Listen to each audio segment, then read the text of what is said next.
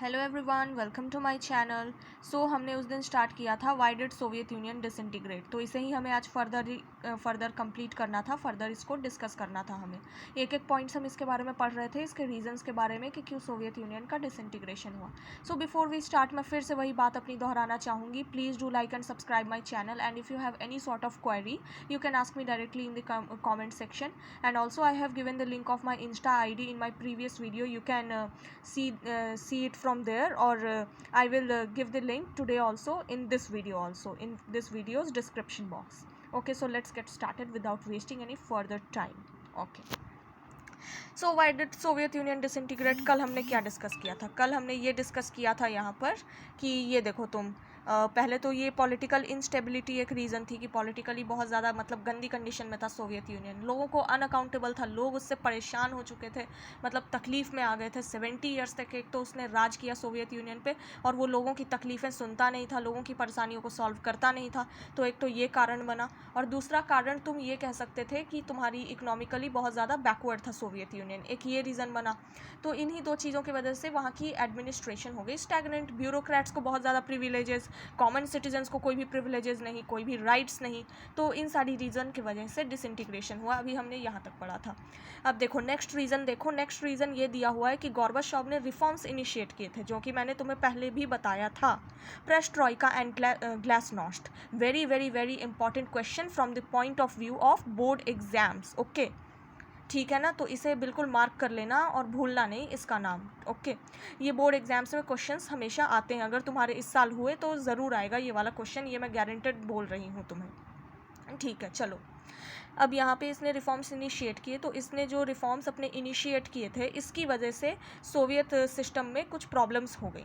अब देखो इसके रिफॉर्म्स इसने तो इसलिए निकाले थे, ये सोच के निकाले थे कि वेस्ट की जो इकोनॉमी है, यूएसए की इकोनॉमी, उसके साथ कॉम्पिटिट करेंगे, मतलब उसके साथ बराबरी कर लेंगे, और वैसी ही कंडीशन सोवियत इकोनॉमी की भी हो जाएगी, हालत अच्छी हो जाएगी।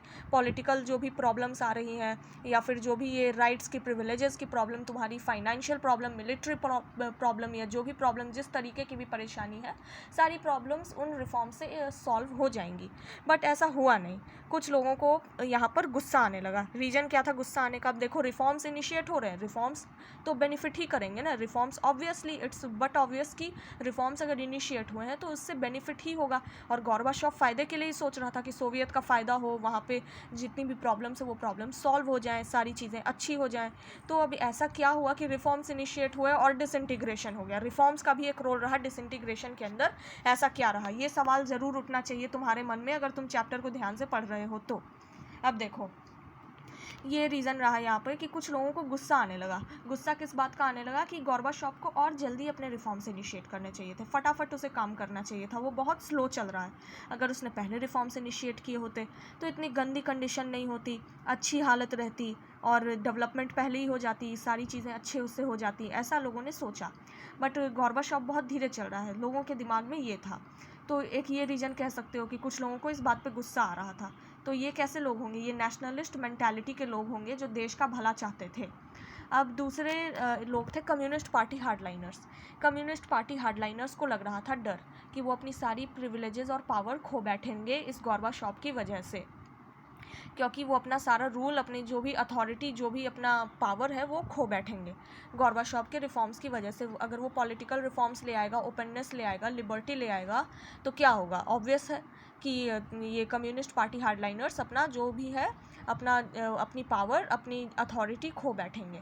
तो उन्हें ये डर लग रहा था, और यही दोनों अपोजिट व्यूज़ की वजह से यहाँ पे देखो, एक तो गोर्बाचोव को सारी साइड से सपोर्ट चला गया। एक तो ये लोग थे एक कैटेगरी के जिन्हें लग रहा था कि गोर्बाचोव फास्ट नहीं चल रहा है, और दूसरे वो लोग थे कम्युनिस्ट पार्टी हार्डलाइनर्स जिन्हें लग रहा था कि गोर्बाचोव की वजह से उनका काफ़ी लॉस होगा। इसलिए गोर्बाचोव ने सारी साइड से सपोर्ट खो दिया, सारी तरफ से गोर्बाचोव का सपोर्ट ख़त्म हो गया, कोई भी उसे सपोर्ट नहीं कर रहा था, और वो हार गया, बिल्कुल बुरी तरह से हार गया। ना तो उसे कम्युनिस्ट पार्टी हार्डलाइनर्स का सपोर्ट मिला, ना ही उन्हें ये तुम्हारे ये लोग जो थे, जो बोल रहे थे कि गोर्बाचोव को फास्ट चलना चाहिए, उनका सपोर्ट मिला। तो दोनों साइड से, दोनों अपोजिट व्यू वाले लोगों का सपोर्ट वो खो बैठा था, और इसीलिए वो बुरी तरह से हार गया। तो ये एक रीज़न डिसइंटीग्रेशन का तुम्हारा हुआ। दोनों अपोजिट व्यूज़ वाले लोग, ठीक है, दो अपोजिट व्यूज़ वाले लोग, दोनों ने ही गोर्बाचोव का सपोर्ट छोड़ दिया। अब दूसरा रीजन तुम्हारा यहाँ पे दे रखा है नेशनलिज्म। नेशनलिज्म किन लोगों के दिमाग में? जो रशिया के लोग थे और जो बाल्टिक रिपब्लिक्स के लोग थे। बाल्टिक रिपब्लिक्स के नाम तुम्हें याद रखने होंगे, ये भी मोस्ट इंपॉर्टेंट क्वेश्चन है from the board point of view, ठीक है। इस्टोनिया, लैटविया एंड लिथुआनिया, ये 3 है तुम्हारे बाल्टिक रिपब्लिक्स। इनके नाम पेपर में आ सकते हैं, तुम्हें मैप क्वेश्चन में भी आ सकता है, तो इसे पक्का याद रखना बिल्कुल, ठीक है। रशिया और बाल्टिक रिपब्लिक्स, ये तुम्हारा यूक्रेन एंड जॉर्जिया, ये 4 कंट्रीज़ के जो ये 4 रिपब्लिक्स थी सोवियत यूनियन की, इनमें लोगों के मन में नेशनलिज्म की भावना उत्पन्न हो रही थी, ठीक है ना। ये लोग नेशनलिज्म की फीलिंग्स इनके अंदर डेवलप कर रही थी नेशनलिज्म की फीलिंग्स। अब ये लोग चाहते थे कि इनकी कंट्री की अपनी गवर्नमेंट हो, ये यूएसएसआर के कंट्रोल के अंडर ना रहे, तो ये लोग ऐसा चाहते थे। तो ये भी एक रीज़न तुम कह सकते हो डिसइंटीग्रेशन ऑफ सोवियत यूनियन का। ऑफ कोर्स ये तो होगा ही होगा, क्योंकि अब लोगों के मन में नेशनलिज्म आ गई है, तो अब तो ऑब्वियस है कि डिसइंटीग्रेशन हो जाएगा। अब वो लोग अपनी गवर्नमेंट चाहते हैं। हमारी कंट्री में, इंडिया में भी ऐसा ही केस हुआ था। लोगों के मन में नेशनलिज्म आई तो फाइनली हमारी कंट्री से कॉलोनियल रूल हट गया, ब्रिटिशर्स चले गए। अब देखो नेक्स्ट व्यू है यहाँ पर। नेक्स्ट व्यू यहाँ पर तुम्हें दे रखा है कि ये नेशनलिस्ट फीलिंग्स वगैरह तो थी ही, तो एक बात यहाँ पर ये भी है कि देखो अब कोई भी व्यू पॉइंट है ना बिल्कुल पक्का नहीं है, मतलब ये व्हाट इफ़ है कि मतलब ऐसा भी हो सकता है, वैसा भी हो सकता है। तो एग्जैक्टली जो क्लियर रीजन है ना सोवियत यूनियन के डिसइंटीग्रेशन का, वो अभी तक पता नहीं चला है। मतलब वो गेस किया जा रहा है कि हाँ ऐसा हुआ होगा, ऐसा हुआ होगा। एंड ठीक है, मोस्ट प्रोबेबली सारी चीज़ें अप्रोप्रिएट है, मोस्टली सारी चीज़ें अप्रोप्रिएट हैं, बट अभी भी है ना, मतलब कुछ सवाल हैं कि ऐसा हुआ होगा, ऐसा हुआ होगा। बहुत सारी चीज़ें भी क्लियर नहीं हैं, और बहुत क्लियरली हम लोग ये नहीं जानते कि क्यों हुआ डिसइंटीग्रेशन आखिर। हाँ चलो, अब देखो यहाँ पर एक चीज़ और आती है, इंटरनल प्रॉब्लम्स तो थी ही वहाँ पे बहुत ज़्यादा। गॉर्बाचोव की रिफॉर्म्स की वजह से problem, political problem, economic problem, financial problem, बहुत प्रॉब्लम्स थी, ठीक है। दुनिया भर की दिक्कत थी वहाँ पे। अब यहाँ पे नेशनलिज्म भी बहुत ज़्यादा बढ़ रहा था, नेशनलिस्ट डिससेटिस्फैक्शन। जो नेशनलिस्ट टाइप के लोग थे वो लोग डिससेटिस्फाइड फील कर रहे थे कि अरे यार जल्दी फ्रीडम क्यों नहीं मिल रही, जल्दी हमारी कंट्री की गवर्नमेंट क्यों नहीं बन रही, क्यों हम इतने दिनों तक सोवियत के कंट्रोल में बैठे हुए हैं। अब यहाँ पे एक अलग टाइप की चीज़ होती है, सेंट्रल एशियन रिपब्लिक्स भी यूएसएसआर के अंडर ही आते थे। उनके ही 15 रिपब्लिक्स में से सेंट्रल एशियन रिपब्लिक्स थे कुछ। तो वो जो सेंट्रल एशियन रिपब्लिक्स थे वहाँ पे एथनिक और रिलीजियस डिफरेंसेस बहुत ज़्यादा थे, सोवियत यूनियन से बहुत ज़्यादा वहाँ पे एथनिक और रिलीजियस डिफरेंसेस थे। मतलब जो सोवियत यूनियन में जो कंट्रीज़ थी वहाँ पे जो भी उनकी एथनिक आइडेंटिटी या रिलीजियस आइडेंटिटी थी उससे काफ़ी ज़्यादा डिफरेंट थी सेंट्रल एशियन रिपब्लिक्स की एथनिक और रिलीजियस आइडेंटिटी, ठीक है ना। तो एक रीज़न ये भी तुम डिसइंटीग्रेशन का कह सकते हो। इकोनॉमिक बैकवर्डनेस बहुत ज़्यादा थी सेंट्रल एशियन रिपब्लिक्स में, ओके। अब यहाँ पर जो यूक्रेन, जॉर्जिया और बाल्टिक रिपब्लिक और रशिया के लोग थे उनको टैक्स देने पड़ते थे सेंट्रल एशियन रिपब्लिक को यूएसएसआर कंट्रोल में रखने के लिए। मतलब यूएसएसआर सेंट्रल एशियन रिपब्लिक्स की मेंटेनेंस के ऊपर ये जो टैक्स ले रहा है ना इनसे, यूक्रेन, जॉर्जिया और ये रशिया और बाल्टिक रिपब्लिक्स से, उन्हें उन टैक्स के पैसों को सेंट्रल एशियन रिपब्लिक्स की मेंटेनेंस के ऊपर लगा देगा, ठीक है। तो अब इन लोगों के मन में गुस्सा आ गया। किन के मन में गुस्सा आ गया? रशियन, बाल्टिक रिपब्लिक के लोग और तुम्हारे यूक्रेन, जॉर्जिया के लोग। इन्हें इस बात पे गुस्सा आने लगा कि एक तो इकोनॉमिकली बैकवर्ड रीजन जिसकी एथनिक और रिलीजियस आइडेंटिटी हमारे से काफ़ी अलग है, उसको अपने कंट्रोल के अंदर रखने के लिए, यूएसएसआर के अंदर रखने के लिए हम कुछ ज़्यादा ही टैक्स पे नहीं कर रहे हैं, कुछ ज़्यादा ही हाई टैक्स।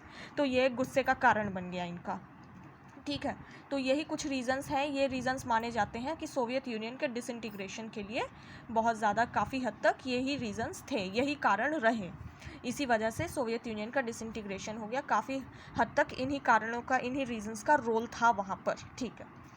अब तुम्हारा आ जाता है कॉन्सिक्वेंसेस ऑफ डिसइंटीग्रेशन। डिसइंटीग्रेशन तो भाई हो गया 1991 के अंदर, सोवियत यूनियन तुम्हारा यूएसएसआर टूट के बिखर गया। 15 रिपब्लिक्स जो थी वो कंट्रीज़ बन गई, 15 कंट्रीज़ डिसइंटीग्रेट हो गई, सोवियत कंट्रोल हट गया, कम्युनिस्ट पार्टी वहाँ की डिसबैंड हो गई, सब कुछ ख़त्म हो गया। अब ऐसे ही थोड़ी ना कि यहाँ पे कहानी ख़त्म हो गई, डिसइंटीग्रेशन हुआ और चैप्टर क्लोज, ऐसा नहीं है। कॉन्सिक्वेंसेस भी हैं बॉस यहाँ पे डिसइंटीग्रेशन के, बहुत सारे कॉन्सिक्वेंसेस हैं, ठीक है। कि आफ्टर ऑल डिसइंटीग्रेशन के बाद हुआ क्या, उसके आफ्टर इफेक्ट्स थे क्या, आखिर हुआ क्या डिसइंटीग्रेशन के बाद, कुछ तो हुआ होगा, ऐसा तो है नहीं यहीं पे कहानी ख़त्म। तो देखो क्या हुआ, कोल्ड वॉर कन्फ्रंटेशंस, ठीक है ना, वो एंड हो गई। कोल्ड वॉर कन्फ्रंटेशंस चल रही थी, पिछले चैप्टर में भी हमने पढ़ा था।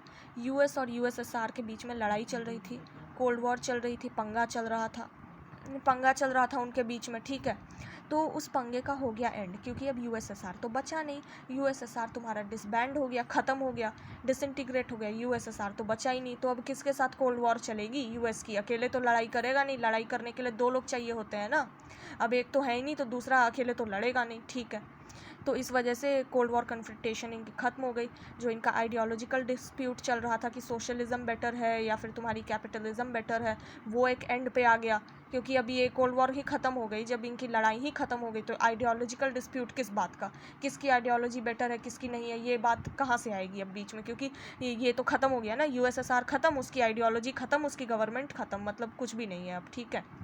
तो अब दूसरा इनकी जो मिलिट्री और पावर ब्लॉक्स की जो मतलब लड़ाइयाँ चल रही थी आर्म्स एंड आर्मामेंट्स एक्वायर करने के ऊपर, जो आर्म्स रेस चल रही थी इनकी, कि हम ज़्यादा आर्म्स इकट्ठा करेंगे, यूएस अपने वेपन्स इकट्ठा करेगा, यूएसएसआर अपने ज़्यादा वेपन्स इकट्ठा करेगा। तो ये जो रेस चल रही थी उन दोनों के बीच में आर्म्स एंड आर्मामेंट्स को लेकर, वो भी एक एंड पे आ गई यूएसएसआर के डिसइंटीग्रेशन के साथ। यूएसएसआर ख़त्म तो उसके साथ जो भी मिलिट्री लड़ाई होने के चांसेस है वो भी ख़त्म, और जो भी उसके साथ आइडियोलॉजिकल तुम्हारे डिस्प्यूट्स हैं वो भी ख़त्म, सारी चीज़ें, उसकी आइडियोलॉजी भी गई, सब कुछ गया।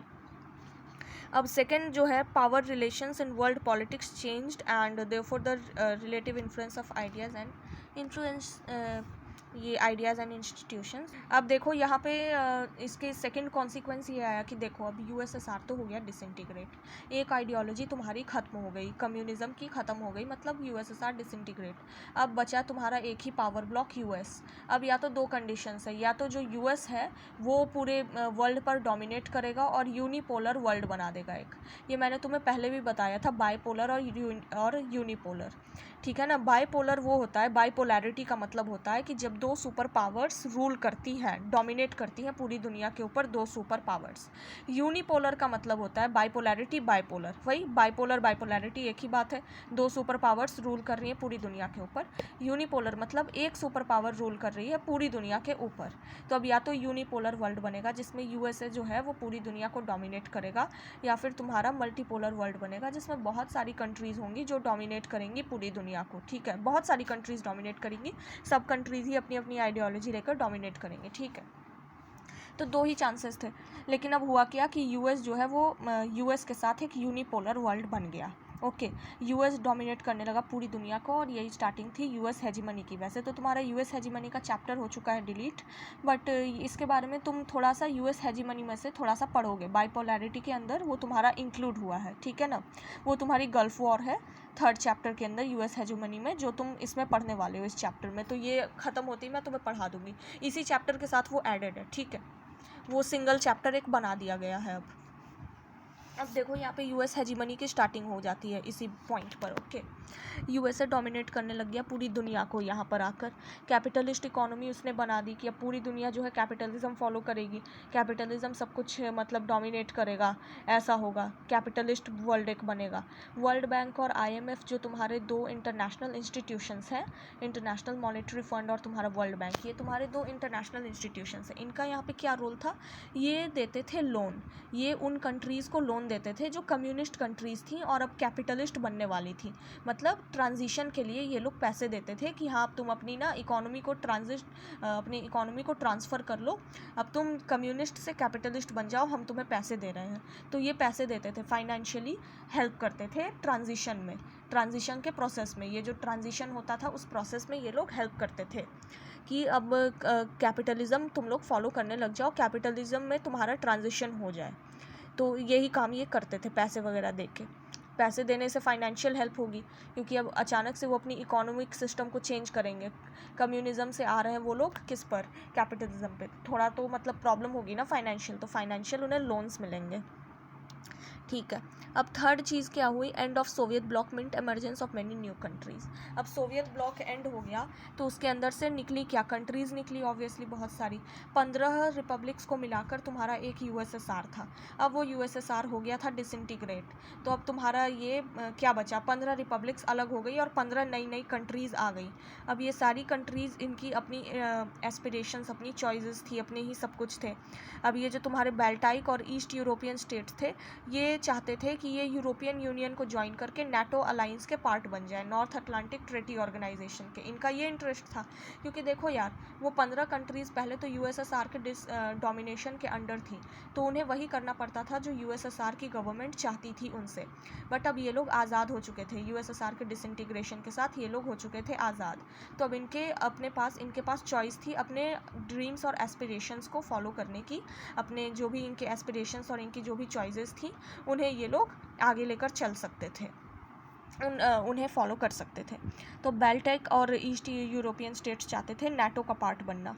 और तुम्हारी जो सेंट्रल एशियन कंट्रीज़ हैं, वो चाहती थी कि हम रशिया से फ्रेंडशिप बनाए रखें, और रशिया के जो ऑयल फील्ड्स वगैरह हैं, जो वहाँ पे ऑयल फील्ड्स और नेचुरल रिसोर्सेज हैं, उनका हम फ़ायदा लेते रहें। और रशिया के थ्रू देखो उनकी फ्रेंडशिप हो जाएगी यूएस से भी, और तुम्हारे चाइना और दूसरी कंट्रीज से भी रशिया की फ्रेंडशिप हो जाएगी। तो ये चाहते थे वो लोग, ये इनकी ड्रीम्स एंड एस्पिरेशंस थे, जिसको ये लोग आगे लेकर बढ़ना चाहते थे। बाल्टिक ईस्ट यूरोपियन स्टेट्स, इनकी अलग एस्पिरेशंस, सेंट्रल एशियन कंट्रीज़ की तुम्हारी अलग एस्पिरेशंस। अब देखो, अब ये न्यू इंटरनेशनल सिस्टम स्टार्ट हो गया यहाँ पे, इसमें बहुत सारे प्लेयर्स इमर्ज हो गए। ऑफकोर्स हो गए, यूएसएसआर के डिसइंटीग्रेशन के बाद 15 नई कंट्रीज़ निकल कर आ गई उसके अंदर से। सबके अपने इंटरेस्ट, सबके अपने इकोनॉमिक और पॉलिटिकल डिफ़िकल्टीज़ के साथ वो लोग आए थे। इकोनॉमिक डिफ़िकल्टीज़, पॉलिटिकल डिफ़िकल्टीज़, अपने इंटरेस्ट्स, तो सबको सब कुछ करना था, अपने इंटरेस्ट के अकॉर्डिंग काम भी करना था, अपनी इकोनॉमिक सिस्टम को भी सुधारना था, अपनी पॉलिटिकल सिस्टम को भी सुधारना था, और बहुत कुछ करना था। सो अब ये सब शुरू हो गया। ओके चलो, तो अब हम नेक्स्ट टॉपिक हमारा पढ़ेंगे हम कॉन्सिक्वेंसेज। नहीं, ये नहीं है हमारा next topic. India and the post communist countries और टेंशंस एंड कन्फ्लिक्ट्स, ये पढ़ना है हमें, क्योंकि ये देखो 2021 के सिलेबस के अंदर ये हो चुका है डिलीट। तुम्हारा shock therapy in post communist regimes और कॉन्सिक्वेंसेज ऑफ शॉक थेरेपी तुम्हारा हो चुका है डिलीट, ठीक है। बट वो मैं फिर भी पढ़ा दूंगी एक बार, shock therapy in post communist regimes and consequences of shock therapy. ये मैं इसलिए पढ़ा दूंगी क्योंकि देखो बहुत सारे यूपीएससी एस्पिरेंट्स या फिर जो भी गवर्नमेंट एग्जाम्स दे रहे हैं, जिन्हें एनसीईआरटी पढ़नी है, उनके काम आएगी ये चीज़, ठीक है। तो जो 12th वाले बच्चे जिनका डिलीट हो चुका है ये सब, वो इसे ना पढ़े, कोई ज़रूरत नहीं है उन्हें ये सब करने की बोर्ड के पॉइंट ऑफ व्यू से, क्योंकि ये टॉपिक्स हो चुके हैं ऑलरेडी डिलीट। तुम्हारा शॉक थेरेपी और consequences of shock therapy already हो चुका है डिलीट, ठीक है। तो चलो, okay for till then, bye bye, take care, और please like and subscribe my channel. Okay bye.